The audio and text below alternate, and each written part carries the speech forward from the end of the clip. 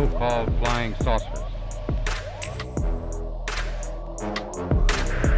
There's a whole fleet of them. Look on the SA. It's rotating.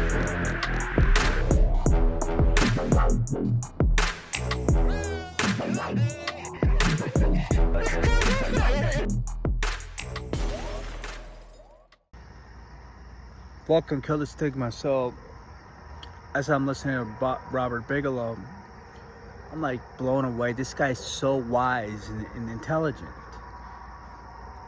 And George Knapp asked him this question. Do you think there's been direct communication, them to our government or any other governments? I don't know how there could not be. I can't imagine that there hasn't been, especially with gatekeepers, especially with gatekeepers. And this gets into the communication actual process of trying to communicate, right? If you're going to go through confirmation and you're going to go through the process of disclosure, isn't communication a logical step here pretty soon? We've been doing it as amateurs at the Skinwalker Ranch or maybe from our homes or offices or different places, right? But anyway, so we get into, I have a number of things that are kind of like a first category. Yeah. The WHO should communicate, and we briefly touched on this before, but the WHO should communicate is important. It's really important who. Who should speak for humanity? Exactly. So who should perform the communication speaking for the human species? What type of humans should not be trusted to communicate in this process? Is there a type of people that would the ETs may not prefer be engaged? Lawyers. You'd pick lawyers, right? Well, so I'm thinking of a cartoon where the kid's telling his daddy, well, I think I'm going to be a lawyer. He comes to him and the father says, oh my God, I'm not that, type of thing. But anyway, so would military leaders be of the right mindset? Would there be a hostility already embedded in that, which we have found in maybe some really sedate kind of ways is not a good idea? To a hammer, everything looks like a nail.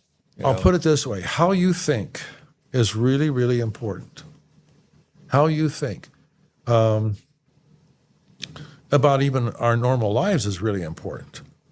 But how you think really matters in this particular context, not in just like, well, what goes around comes around, or some kind of karmic effect, which is real.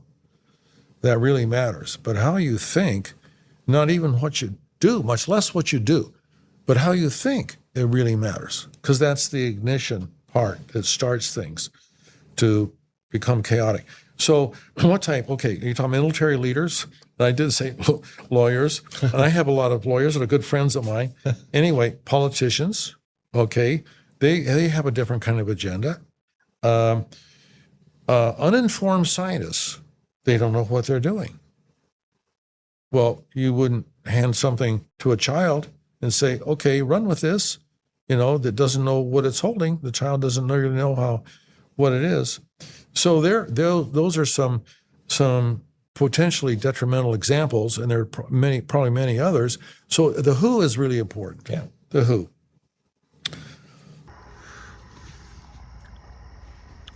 And this is where it keeps going, right? Carl Mel, deal's been made.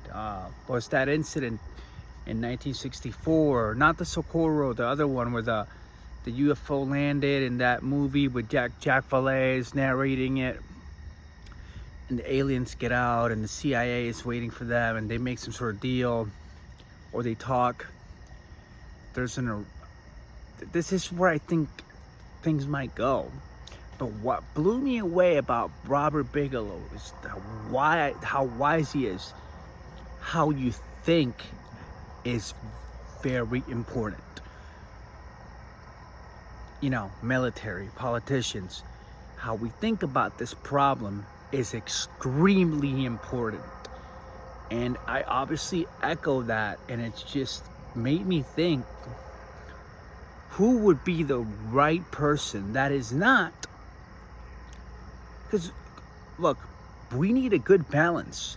You can't have on someone completely national security paranoid, but you can't have somebody who's also Stephen Greer, Kumbaya Space Brothers. We need somebody intelligent, not paranoid, that's not stupid either, and knows when. Because how can we trust the aliens, right?